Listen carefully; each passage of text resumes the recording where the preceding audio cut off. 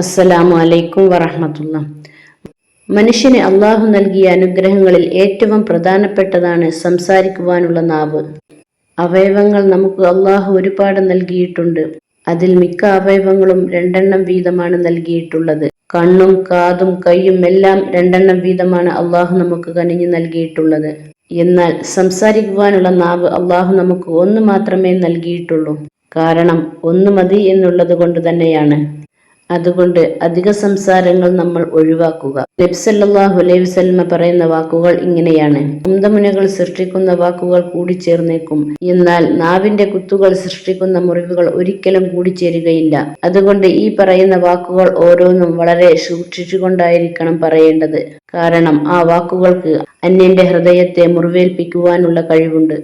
അതുകൊണ്ട് വളരെ സൂക്ഷ്മതയോടെ ആയിരിക്കണം പറയുന്ന ഓരോ വാക്കുകളും പ്രവൃത്തികളും കാര്യങ്ങളും പറയേണ്ടത്. അതുകൊണ്ട് ഖുർആൻ പറയുന്നു: വഖൂലു ഖൗലൻ സദീദ, നിങ്ങൾ ഏറ്റവും നല്ല ഏറ്റവും മാന്യമായ വാക്കുകൾ പറയുക. അതുകൊണ്ട് നമ്മുടെ സംസാരത്തെ നമുക്ക് നല്ല രീതിയിൽ ക്രമീകരിക്കാൻ സാധിക്കണം. അതിനെ അള്ളാഹു നമുക്ക് തൗഫീഖ് ചെയ്യട്ടെ. ആമീൻ. നമ്മൾ ഒരിക്കലും കഴുകന്മാരെ പോലെയാവരുത്.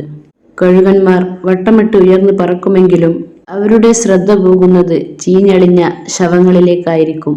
മനുഷ്യന്മാരിൽ ചിലർ അങ്ങനെയാണ്. ചിലരുടെ തിന്മകൾ മാത്രം നോക്കിക്കാണുന്നവരാണ്. നമ്മളാവേണ്ടത് തേനീച്ചകളെ പോലെയാണ്.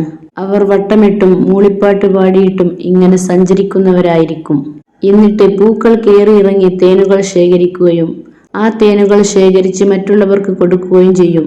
ഇതേപോലെ നമ്മുടെ സംസാരം കൊണ്ടും പ്രവർത്തനം കൊണ്ടും എല്ലാവരുടെയും നന്മകൾ എടുക്കുകയും നന്മകൾ കൊടുക്കുകയും ചെയ്യുന്ന മനുഷ്യരാകുമ്പോൾ നമ്മെ എല്ലാവരും ഇഷ്ടപ്പെടുകയും ആദരിക്കുകയും ബഹുമാനിക്കുകയും ചെയ്യും.